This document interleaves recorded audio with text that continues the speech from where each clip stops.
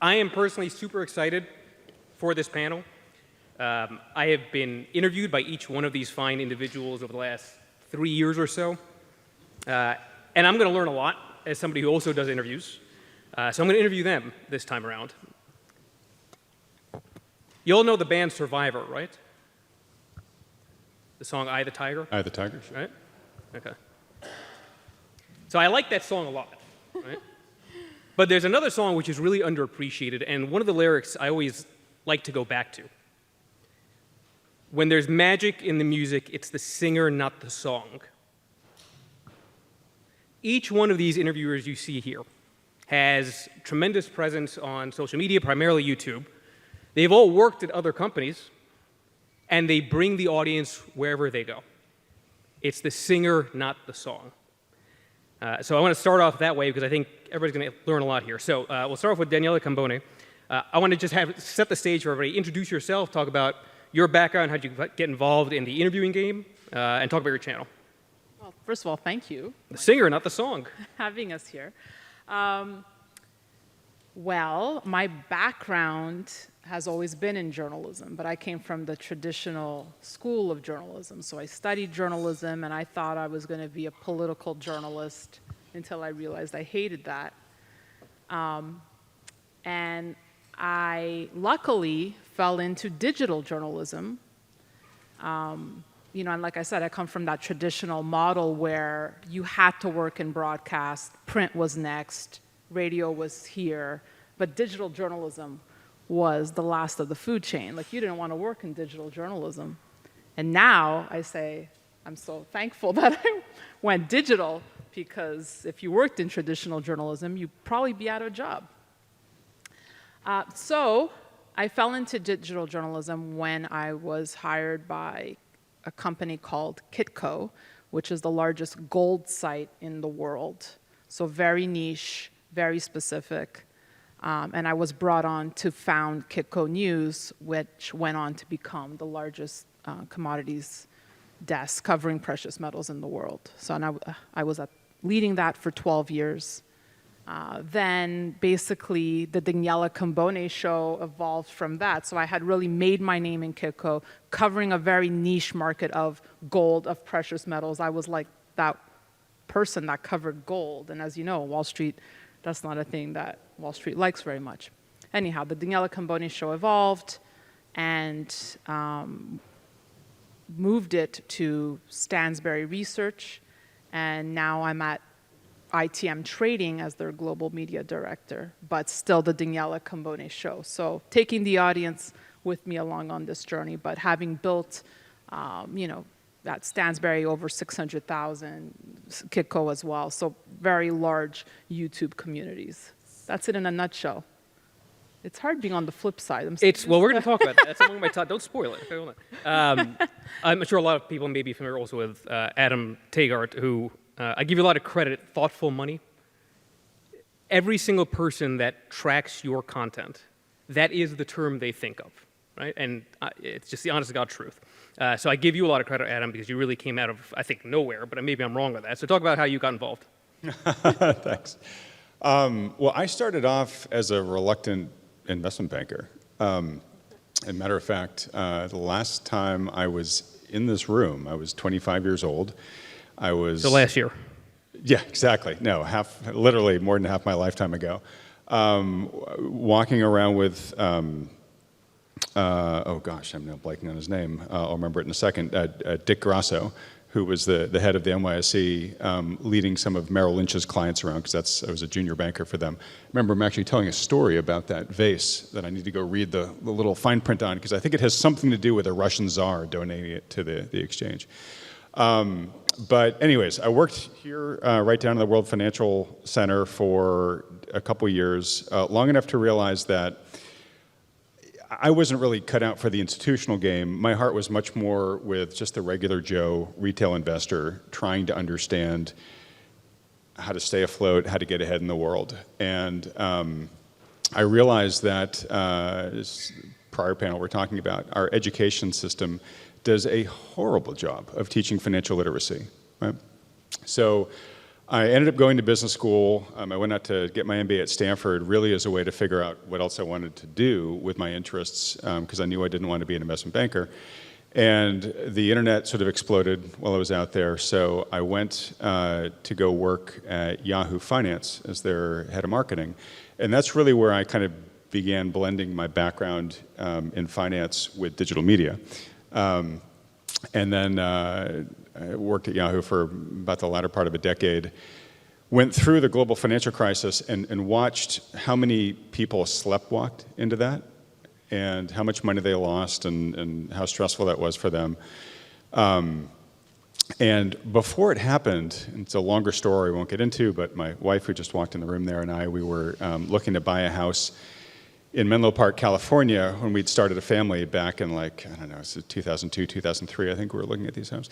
And they were so unbelievably expensive, and I just could not understand why people were willing to spend so much money on a depreciating wooden box. And we kept getting outbid. And so I went online thinking, I just spent all this money in this MBA, I'm not understanding this.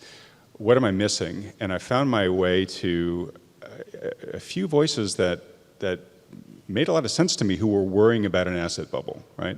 And one of them was a guy like Peter Schiff, who basically at the time was being brought on the financial media channels, the mainstream financial media channels, to be made fun of, right?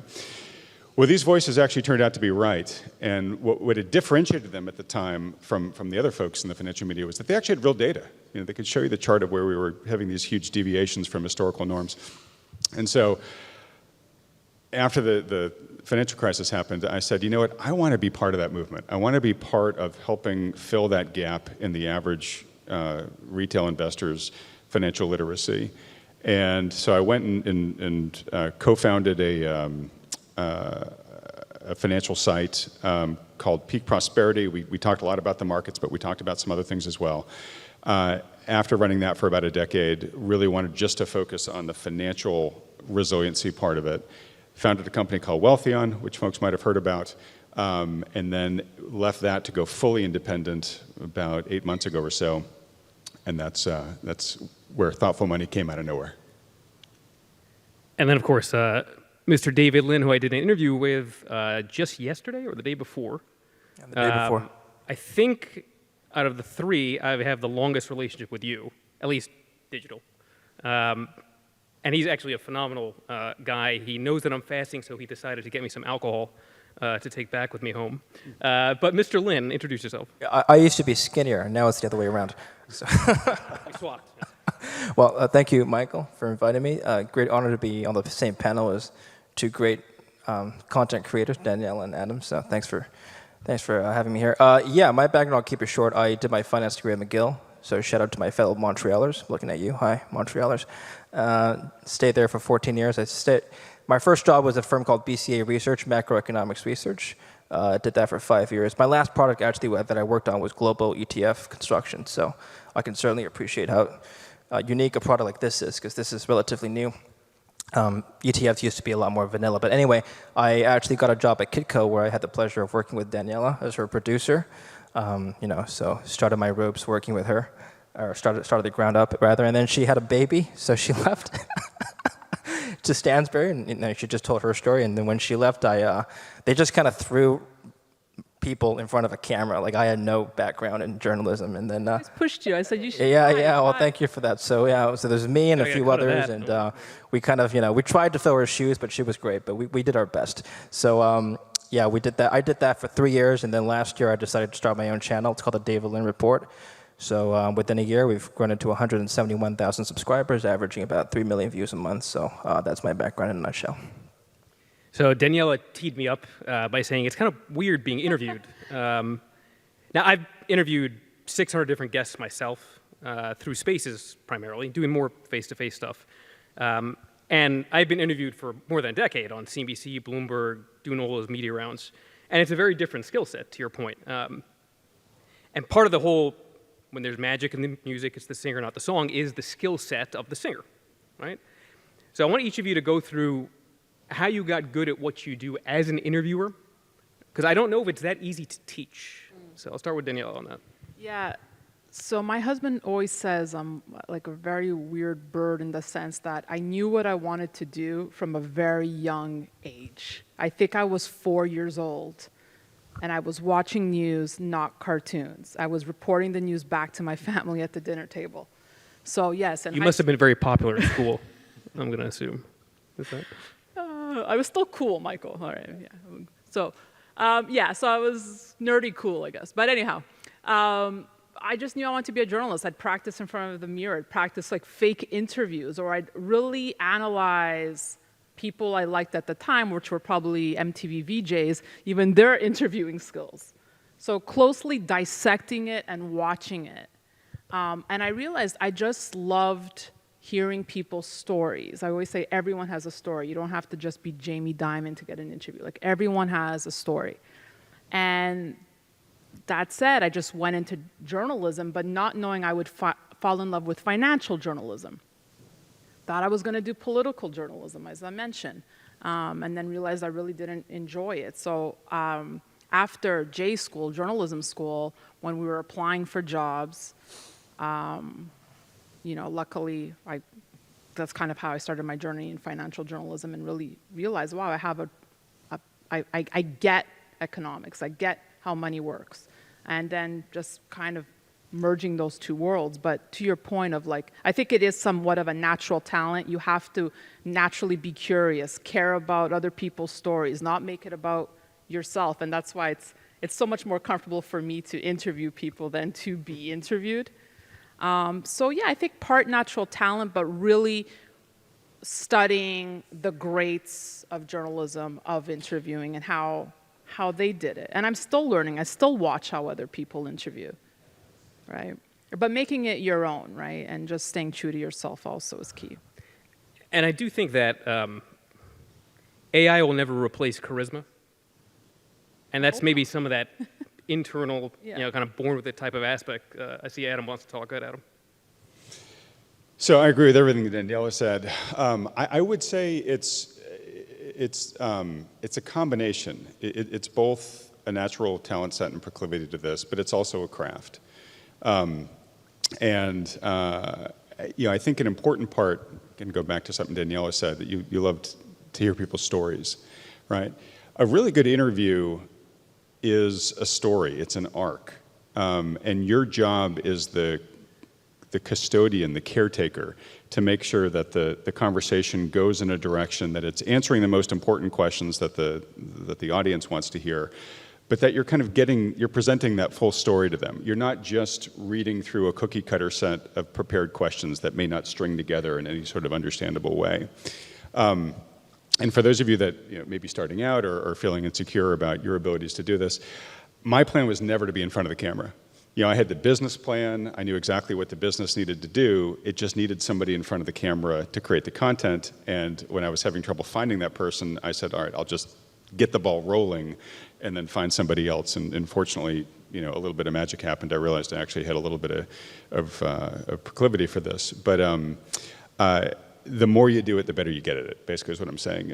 They're definitely, the more you work at it, the more you're going to improve. So sort of the Malcolm Gladwell 10,000 hours type of deal, just it's a grind. Absolutely. And it takes a long time, to be honest, for that voice in the back of your head saying, you're doing it wrong, this sounds stupid, you look like a fool, to go away. You're probably in the thousands of hours before that really stops being the primary voice that's in your head. But I'm sure all of us now, you could throw the camera on and we just slip right in comfortably because we've got that hours set that's in there. I think the only other thing I'd say before handing the baton to David is, my wife, Ashley, there in the back, she's a couples therapist, and a skill that she uses an awful lot in her work is active listening. And I think that's a really good job of an interviewer. Is to be really hearing what your guest is saying so that you can then pick out the important parts of it and then use that to guide the conversation into the right next direction. You might have your prepared questions, but they might have just struck a vein that is nowhere on your sheet but is really interesting to the conversation and additive. And so to learn how to take the conversation and do that, you really have to listen well and actively and be able to, jiu-jitsu that into something that's really useful for the audience. And if you're doing your job well, really what you're trying to do, at least in my case, is to be the avatar for the viewer. So when I get this feedback, this is the feedback I most hope for, is, hey, you're asking exactly the same questions if I were sitting in that seat with that guy, right? So what's wonderful about social media is it gives lots and lots of ways for the audience to tell you what they want to hear, what they liked, what they didn't like. Actively listen to your audience, too, and evolve as you go along. I think also you need to be really knowledgeable in the field that you're interviewing, right? I mean, David mentioned the experience with BCA. I was a big fan of BCA. My father was an avid subscriber. And one thing, David, maybe I'm wrong on this, that I noticed about your interviewing style is, don't take this the wrong way, it doesn't seem like you prepare much, meaning, you know your stuff. So it comes very natural to you to ask questions. So you kind of work off of these vectors based on what I'm saying or other guests are saying. Is that a fair characterization? Yeah, you and I always wing it, and they turn out to be the best. I don't have much to add to what Daniela and Adam said in terms of interviewing style, but let me just comment on AI. I think if I can add anything to what they've said already, is to think like a machine. I don't fully agree with you, Michael, on the note that AI can't replace a human interview. I think we've talked about this, Adam, you and I, on the show. We did, yeah. He was on my show. I'm going to plug it. It's a great appearance. Great interview. Yeah. What can I do that AI can't is the question I ask myself on a daily basis. So if you go on ChatGPT right now, you type in, I mean, how many people here are YouTubers, just so I know who I'm, okay. So if you're doing an interview, and not that I do this all the time, but if you're doing an interview, go on ChatGPT, type in, I'm about to interview, I don't know, whoever it is. If it's a famous person, he has a profile, he has a history of doing interviews, type in the name, what questions can I ask that person? Usually the questions are pretty good, okay? Now, an AI chatbot that could be hooked up to do an interview live with access to unlimited data sets on the internet can, in my opinion, in theory, beat a human interviewer in ingenuity and promptness of questions, relevance of questions, depth of questions, so on and so forth. What they can't do is make the viewer feel an emotion. So fear, happiness, make them laugh, make them relate to whoever it is that you're talking to.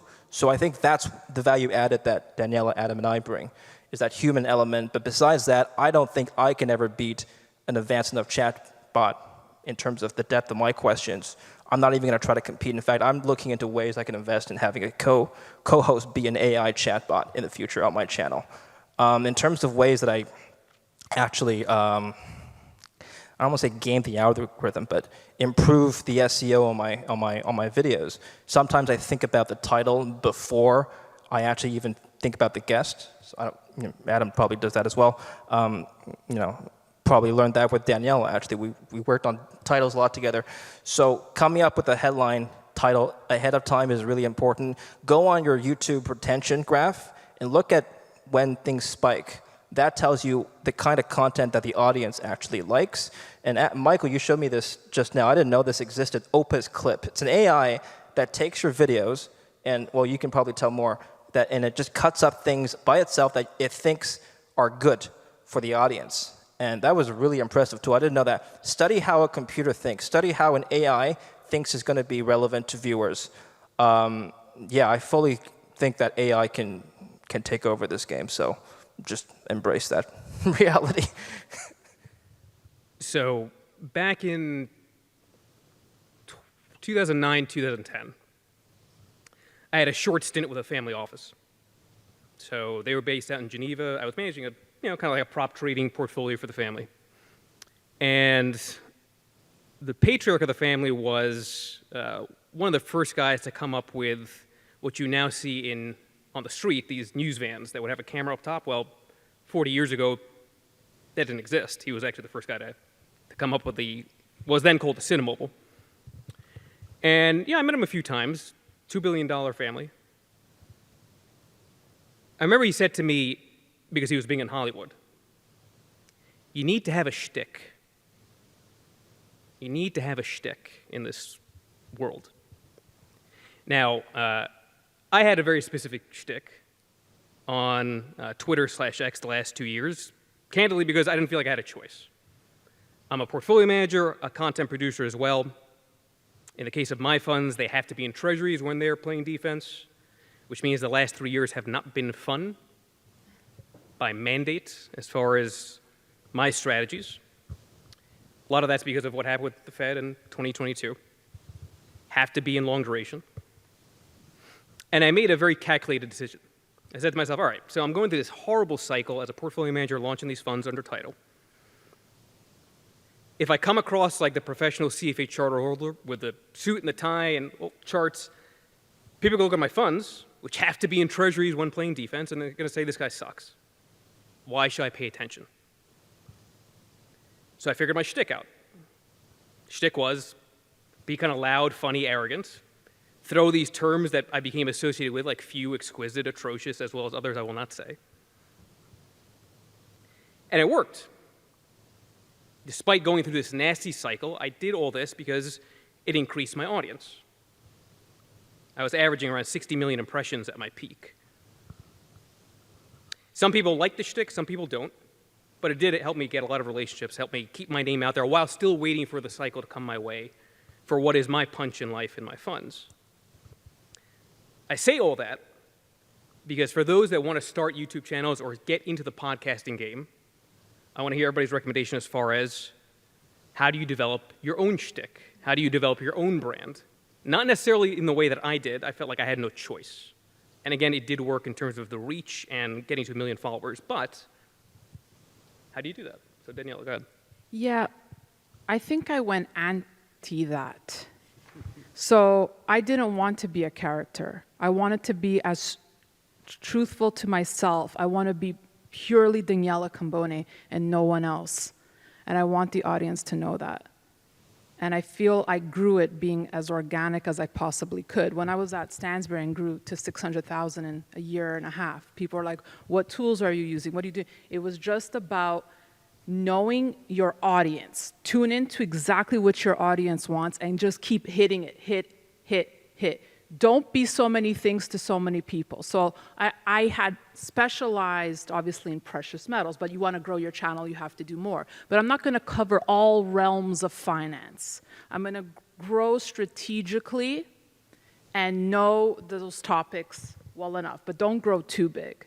But always be true to who you are, because the audience is smart. I get how the shtick works, and like Kevin O'Leary is a perfect example. Anyone else knows Kevin, he's like the sweetest guy, but he has a shtick. So is Jim Cramer. Jim Cramer is not like he's exactly. I've worked with Jim Cramer for years. Not at all.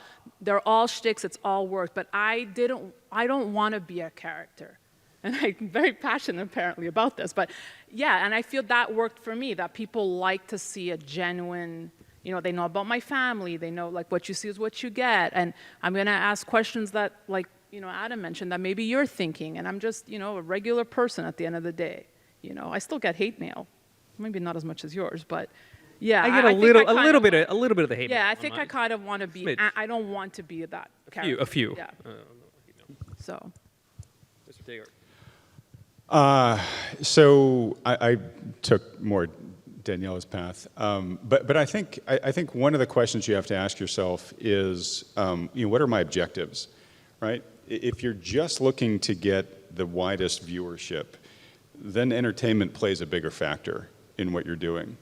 For me, that wasn't my primary goal. You know, would I like to have more views, all things being equal? Absolutely, right? But at the end of the day, I've got other objectives, and we can talk about that if folks want to. But what I've learned, and what I've learned by talking to YouTube experts, not just financial media, but folks that really get YouTube, they all pretty much say the same thing, which is, you know, really understand yourself, understand what your true skills are, what the advantages you have to offer, what's authentically you that you think has value or will resonate with your target audience, and really just focus on that. Don't spend a lot of time trying to be somebody that you're not or faking it. And to be honest, like in this business, if you're making as much content as we are, I'm impressed that you've been able to keep that going, because I've got so many other things in my mind. If I have to remember to kind of be somebody who I'm not, it'd be really, really hard. But the thing is that like attracts like. So if you're being authentically you, really leaning into your gifts, you're going to attract the audience that resonates with. And if that's the audience indeed you're trying to influence and educate and empower, that's how you do it, at least in my book. David. Yeah, again, not much to add from the journalism side. Let's just talk about YouTube because we're all YouTubers. So I like studying the algorithm. The algorithm changes on a regular basis. We don't know exactly what's in the algorithm, but we do know the important metrics that YouTube looks at to boost views. So raise your hand if most of your views come from browse features. Okay, suggested views. Okay, those are your top 2 traffic sources. So like some hands should have been up. So look into your analytics, look into your traffic sources. Reverse engineer sort of what the content exactly. is. And if I can just interject for a second, David's been killing it recently. I mean, Well, I tried my best. Yeah. yeah, but I mean, you really have caught the algo's attention the past couple of months. Without preparing, as I said. I'm kidding. Well, I learned from the greats before me. But anyway, CTR and what's the other one? I'm having a brain freeze. CTR and retention are the 2 most important stats that you have to try to game. So CTR is a click-through rate. The impressions of your video, so how many, let's say it reaches 1 million people. If 10% click, your CTR is 10%, and that's 100,000 views on that video. So how do you get, well, first of all, 10% is very high. Mine is, full disclosure, about 4%, and that's a good day. How do you up your CTR? Well, that's thumbnails and title. So that goes back to what I was saying earlier. I think about the thumbnail often before I even book the guest. That comes like first. The second thing is retention. Well, how do you get your audience to watch past 5 minutes? So most of our videos, Daniela and Adam's and mine, are longer than 30 minutes.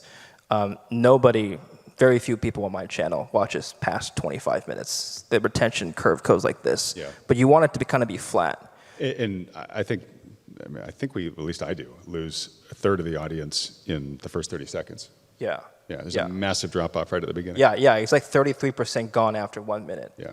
So how do you get people to stay after 1 minute? So that actually motivates me to think about ordering my questions, because I have like a long list. Let's say I'm interviewing somebody about his market outlook. Like which of my topics should I put in the beginning versus middle or end? I can't answer that for you. Just for me, I know there's a debate about this, whether or not we should give the guest's view right away. Should we make them wait for the audience to wait to get to that view? Should we get that in the beginning? I played around with it. What works best for me is to get the meat and potatoes of the interview in the very beginning. Get them hooked, and then progress. I know there's another philosophy, which is just to tease and then actually get to the main point somewhere around the middle. That doesn't work for me because people just drop off and then they're not committed and they watch something else. Anyway. Yeah. No, I'm just making me think, because this brings up a whole other topic, because, there's a lot of providers saying how they have insights into YouTube and they charge very astronomical prices. Upfront, you gotta pay them upfront. And to David's point is that you should really just do the legwork yourself. Like if you just look a little bit at your channel, you can, figure it out on your own without paying these prices. Because I've had people approach me, oh, I work at YouTube, I know the secrets. Yeah, no one, or people will say, oh, if you have ads ahead of YouTube, you'll get priority, but that's not true, because at Stansberry, we had no ads. So there's so many things I could debunk. Based on what they say, or you shouldn't have like the clips that start at the beginning, go right into the beat. Like if someone brings up Mr. Beast to me, I'm like, okay, I'm done. I'm not even having this conversation. Like I tried to get him, but he was not available. I know, that's like a whole realm in itself. But yeah, I think David's point is you could really, really change the whole movement of your YouTube channel just by doing a little legwork and just by looking at analytics every week. Just look, right? And YouTube also, if you do the same content, like if you're covering, I don't know, central bank digital currencies this week, and you get like over 100,000 views. If you do it again, like 2-3 times, you will kind of win the battle. It's kind of a trick, but there's no like playbook, I think. Well, yeah, let me piggyback on that. So really, you got to love what you're doing here, because there's a lot that's outside of your control. There's definitely a lot of stuff that's in your control, and that's what you should focus on. The algorithm is totally outside your control, right? And none of us really understand it, and it changes all the time. And I actually did hire a guy who had worked at YouTube for 10 years and told me a couple of things about my channel that he thought I should do differently. And I've been mulling on them, and then David totally went against what this guy was recommending and crushing it, right? So really nobody knows anything here. I'll say if I've learned, the thing I have the highest degree of confidence in when it comes to YouTube is if you can keep the viewer watching YouTube more, YouTube will reward you for it. So whether they watch your video for longer, whether they watch your video and then watch another one of your videos, whether they watch one of your videos and then watch somebody else's videos, but as long as people who watch your content spend more time on YouTube in general, I think the YouTube algo is going to reward you. I want to touch on clickbait, and I want to go to you, David, on this. I don't know about everybody here, but whenever I look at YouTube video thumbnails, there's always two things in common. It's always somebody's face looking odd, like they're going to the bathroom or something, right? And usually, it's a little doom and gloom, right? I mean, I think that's a fair thing. That's my own observation. We know that negativity does sell, right? I always go back to the story of, I used to be on Bloomberg quite a bit, a decade plus ago, and Matt Miller, who still is an anchor there, would host a show called Bloomberg Rewind, which was like a recap of the day's news. So, I would co-host with him. And I remember during a commercial break, I asked Matt Miller, how are ratings at Bloomberg? Just like random small talk. How's Bloomberg doing as far as viewership? And he said, ratings correlate to the VIX. Of course, I then smiled knowing what he meant. I said, so does that mean you have a hidden bias? To want to create a little bit of fear, just because they get paid on eyeballs, not on ads. Oh, we're back here with Michael Guy. So he never answered the question, of course, and then I actually went to go see Mark Tremonti of Creed at a concert with him. That was a whole different story. But I want to go to this point about the thumbnails because it's such an important thing. You got to get people to click to watch. But only certain types of visuals and copy seems to resonate. So David, I want to go to you because I think the challenge there is how do you get people in the door without coming across like you're just a doomer channel?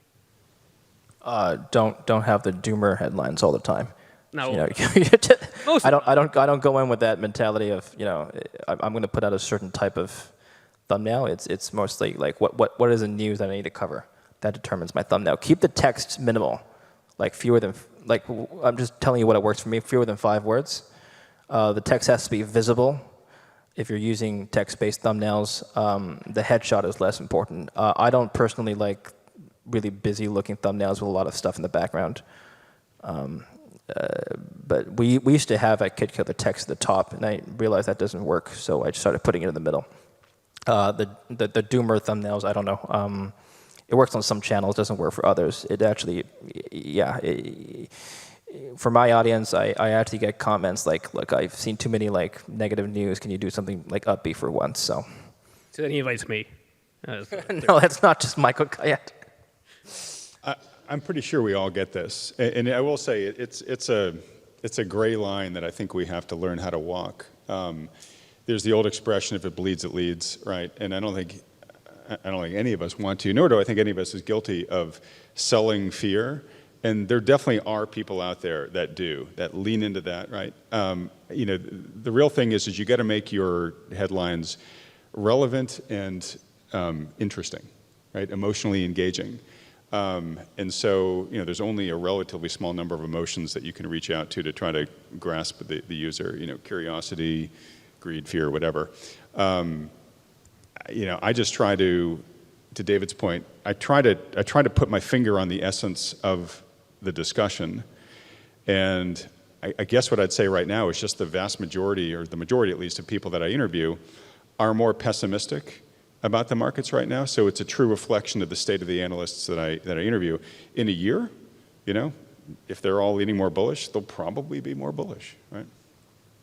Yeah, it's an interesting point. You're kind of giving the audience what they're already feeling. And I keep going back to that Gallup poll from a few weeks ago. 3 in 5 Americans think we're in a recession. Yeah. So it gives you a sense of the... Let me just answer your question one more time in a different way, Michael. So my formula for thumbnails is it has to do 2 things. One of 2 things, or ideally both. It has to create some new information that your audience may or may not have seen, and it needs to create an emotion. Whether that emotion is hope or fear, it's up to you to decide. The best thumbnails for me do both of those things. Danielle, any thoughts? I refuse to have any thumbnails with fire behind me. Yeah. Good hard rule. Falling. I think it goes back to knowing your audience. So if I look at my audience, they used to watch CNBC mainstream media, and they still feel comfortable with a style that's similar to that. So my thumbnails, I like it clean. I don't like a lot of text. Like I said, no Elmo fire burning. And yeah, so I try and, it's like mainstream media unplugged, but now on YouTube. Yeah. I just want to make one comment because I think it's really important for folks that are in this business or thinking about getting in this business. I'd love to hear your guys' response to this, if it differs than mine. But I think that it's putting the wind at the back of channels like ours, right? Which I'll call sort of the alternative financial media, is people's loss of faith in traditional financial media, right? Absolutely. Yeah.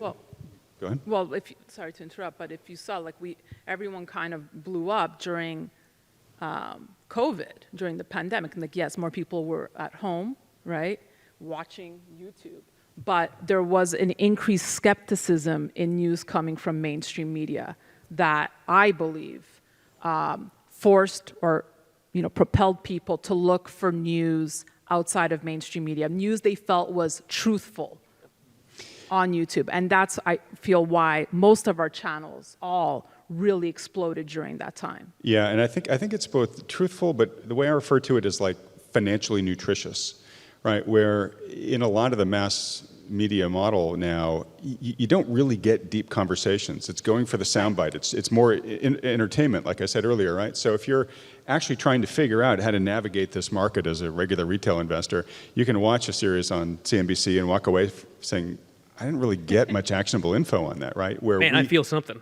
It's like... Yeah, and it's funny. I wonder if you guys feel the same. Like when I started this business, I was breaking every rule out there, right? Because they're like, keep it really quick, under 6 minutes. People have short attention spans, right? And I mean, my average video is, I'm lucky if it's under an hour. I mean, most of the time I'm like, I got to get this under 2 hours. But we're giving the topic the time that it really deserves to delve into it and understand it in depth. And I think people have really been craving that. So I think as you're looking to create content and educate your audience, really ask yourself, what can I give them that they're not getting in the dominant financial media channels? Dave, you want to add some thoughts to that? What was the question again? It was about just sort of the alternative financial media angle. But actually, let's get it, because we only got a few minutes left. So actually, this will be, I think, the most important part of this conversation, which is monetization. Right? Because let's face it, it's a lot of effort. People don't really understand how much effort goes into what each of these individuals does, not only from an interviewing preparation, guest booking standpoint, but putting it out there and doing it with the regularity, with cadence and all this. It's a tremendous grind. And I can only speak from the perspective of somebody who has tried to have some degree of success, not to the same extent, but also grinding it out on that end. Now, in my case, a little bit of inside baseball about the fund business. You really have two ways of gathering assets. You either, as a fund complex, hire a bunch of wholesalers, a whole bunch of salespeople. They're doing the wining, dining, the golfing, the steak, and they're going to get financial advisors allocating money. Or you view yourself as a publisher of content, and you hope that you can monetize that content through your funds.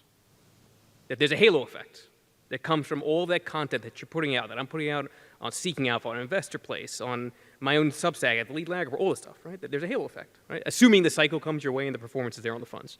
So in my case, the content is meant to monetize my own strategies, right? I'm maybe a little bit unique in that sense, but for each of you, how do you even monetize a YouTube channel? So David, maybe I'll start with you. Well, it's AdSense, direct sponsorship, and the third one will just be selling other products, financial products down the line, like whether or not you're affiliated with a company. I'm not there, but I will be launching my own financial products down the line. But yeah, for now, for the media side, it's YouTube, AdSense, and sponsorship. So I'm the other side of the spectrum. I do make some money from ads. I don't do sponsorships yet, at least. So I do think if you get into this space, you should take it from the your currency at the end of the day is going to be trust. People's trust in you and the trust in the experts that you bring on the channel. And so what I'm all about, and I try to be very transparent about this, is I'm about user education and user empowerment. And so the education is obviously the content that we create. The empowerment is just trying to connect them with solutions that will be a value exchange. Hey, I think if you do this, it's going to improve your situation for X, Y, or Z reason, right? And so I have various different revenue streams that plug into solutions. So I have some premium content that builds upon what you see on the channel. You get that if you subscribe to the Substack, and you can test drive it for free. Sign up for, be a free follower, but if you want... And what's that domain? Let's do a little plug. Pardon me? What's that domain? Let's do a little plug on the Substack. Your domain for Substack? Oh, domain. URL, Oh, yeah. sorry. I actually think I got a redirect, so I think you could just go to thoughtfulmoney@substack.com, and you'll get to me, or just Adam Taggart, one of the two. But I run a conference, but the biggest, like the crux of my revenue model is I have these financial advisors who I bring on the channel every week to talk about what the markets have done in the previous week. They sort of interpret the market action for the regular investor, but then they share, again, these are the changes we made to our portfolio, if any, given what's going on. And so, I tell a lot of people, like, look, most of you are watching this because you've worked hard to earn wealth, you don't want to lose it, you don't trust your broker, or you don't feel like you have a good one yet, and so you're rolling up your sleeves and trying to take charge of your own destiny. Some of them are diehard DIY investors. Great, this is just information you're going to use. But a lot of them are like, I'm just going to do this reluctantly until I find someone who can do it better than me, that I trust. So I have these guys on to basically serve as a model, to say, look, find somebody who's as good as these guys or even better. I don't really care who you work with, but if you want to talk to them, the thing I sell is a free consultation with these guys. Just talk to them. They'll learn about your personal financial situation. They'll give you your advice. You can do it on your own. You can tell your existing financial advisor, these guys have good ideas, do it. Or if you like them, continue talking with them about maybe working with them. And if they do, I get compensated for that. But again, every time it's a value exchange. I'm hopefully giving you something that's going to help you. And over time, kind of like you with your ETFs, that builds up a book of business. Daniela. Yeah, I mean, I think Adam and David covered most of the bases of how to make money here. But I think the only other different strategy that I can offer is if you align yourself with a company, because you have to realize that you can become very powerful. You can become a huge marketing tool for a company. But always, again, do your due diligence, align with someone that is truthful to who you are and that you don't mind advocating for, because you will become the spokesperson for that company. So like in my career, I've always been with companies I've trusted, and my audience, I've never done a hard pitch like you need to buy from Kitco or Stansberry or RTM, but people who are watching my show naturally then become clients of that company. So for myself, then that becomes a different monetization model where I'm, getting whatever percentage from X company. But it's not a hard sell. It's a very discreet, like you're part of my community, you're part of my brand, and now you're part of this company. So if any of you, grow enough of a following, you can always think of aligning yourself with a company that you feel is in line with you, and that could be lucrative. I think it's great, and I think it's, there are a lot of benefits. So part of this is to figure out what approach works best for you. What's great about what Daniela said is, the company's coming to her and saying, look, we'd love for you to come basically be our spokesperson, and they can't do it themselves because they don't have the years of building a massive internet following like she does. And I'll say, as a guy who is a total solopreneur, I totally have envy knowing that you can pretty much just focus on creating great content, and there's a platform behind you to do all the other stuff. Like there's trade-offs. So if you don't want to be doing everything yourself, the way that Danielle is talking about is a really good option. Yeah, but I always say, I'm not going to be a pitch person. Absolutely. I'm always like, I'm not going to go. Well, because trust is your currency. Yeah, 100%. I'm like, I'm not doing it. Don't ask me to push this because I'm not. It has to be just you're part of this ecosystem, and they might fall in love with the company. And that's why I always say never lose sight of who you are. Be truthful to who you are, because you could be like, oh, it's, you don't want to get just focused on the money. Right. And who you partner with. Yes, absolutely, 1,000%. Everybody give them a round of applause, please. We're all going to be sticking around, so feel free to ask questions. We're a little bit tight on time. I was going to open it up to the audience, but feel free to engage, and appreciate everybody that's here. And of course, the ultimate OG panelists, Mr. Venuto. You guys, is this working? No. Oh, now it works. Thank you. That was spectacular. I mean, I was talking to some of the audience, like you guys, that was like a master class, and I appreciate it. We're about to do a little ceremony for the closing bell, and then we're going to go downstairs. If you have a little blue strip, all the influencers, you guys are going up on the panel, which includes you three. So you'll be up there and signing the wall. Oh, thank you. Thank you. As we go out, everybody take a hat. We want everybody on the floor with the hats. Up top, you don't have to, but if you want to. I know hair is important on TV. So let's let you guys exit, and we're going to bring up Doug Jonas and get this thing rolling.